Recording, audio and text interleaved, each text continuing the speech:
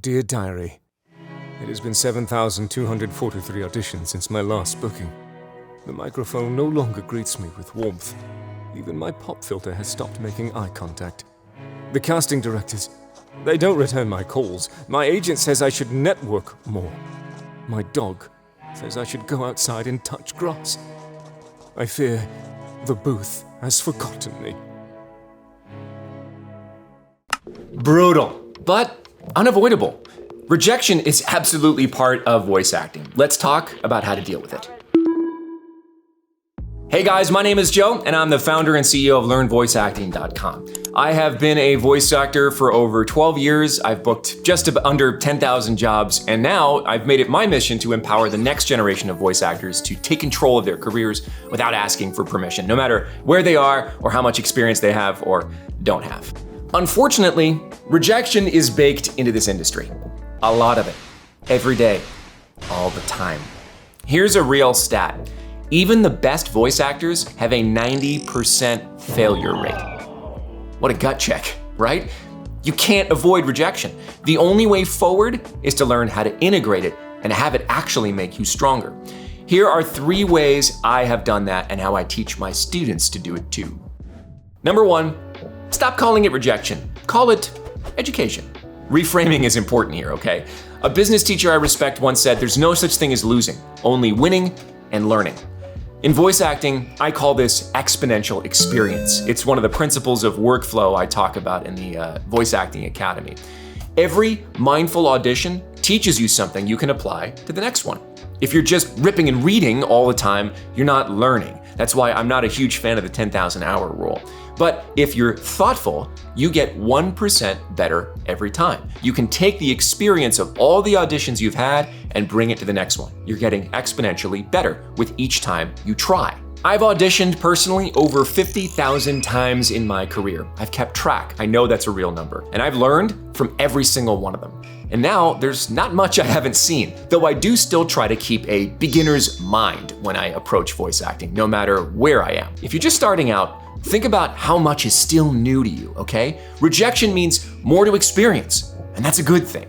If you want to build a strong auditioning mindset and learn to use every no as fuel, my Voice Acting Academy walks you through the business, creative, and mental sides of this career. Link in the description below. Okay, number 2, use momentum and diversity. Here's a quick detour for a second to my writing career. I'm also a published author. I've published some books, lots of short stories. And if you think voice acting rejection is bad, try publishing novels. I kept a spreadsheet. Stories, submission dates, expected response times, and next steps. As soon as I sent a story to a magazine, I would start writing another from scratch. When I got a rejection, no big deal, I'd immediately send it to the next magazine on the list, sending it somewhere else. I kind of had things in a rotation. On average, a story was rejected 10 times before it sold. Sometimes with not so pleasant letters with the rejection, unlike voice acting where most of the time you just get silence, and that's not that bad by comparison. Some of those stories never sold at all, but I kept writing. Voice acting works the same way. There's always another audition to go for. In my awesome audition module inside the Academy, the last step is always let it go. Once you hit send, the audition's out of your control. The only control you had was in the preparation and performance. Fire, forget, and move on. And if you're creatively drained, put your energy into something different for a while. Rotate, just like I did. Have something else you can be working on to prevent you from fixating on that one audition that you sent out a week ago, and again, can no longer control. Number 3, another reframe kind of idea. Think selection, not rejection. This one comes from a casting director I respect here in LA. It's not rejection, it's selection, okay? Casting is an art. You could be the best strawberry ice cream in the world, but if the client's looking for chocolate, they're not picking you no matter how good you are. Casting is its own art form. Sometimes they don't even exactly know what they're looking for until they hear it. Not booking a role doesn't mean you're bad. It means they were looking for a different flavor. When I moved to LA, one of my first animation auditions was for Trevor Belmont in Netflix's Castlevania. Big job, right?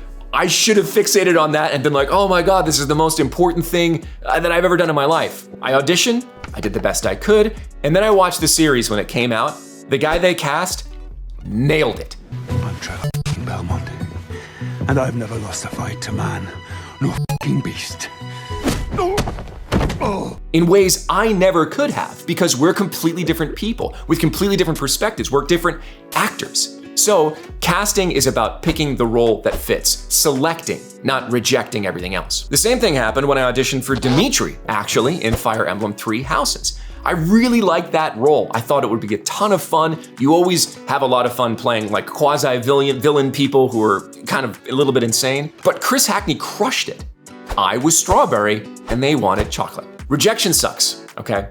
It stings even more when it's a role you really wanted. I've come in second place for huge career-changing jobs. And what does second place get you in this industry? Nothing.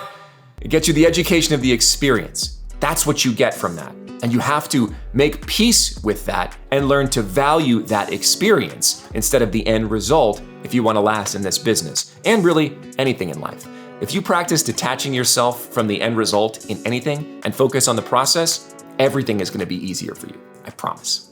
If you want to go deeper into the mindset side of voice acting, plus build your skills and business knowledge, check out my Voice Acting Academy. I've got over 30 hours of collected training, private community access, and a clear roadmap to building your career. I've got a link below with a discount for making it this far. Thank you guys so much for watching this video. I hope it was helpful for you. I hope it empowered you. Now, go get behind the mic.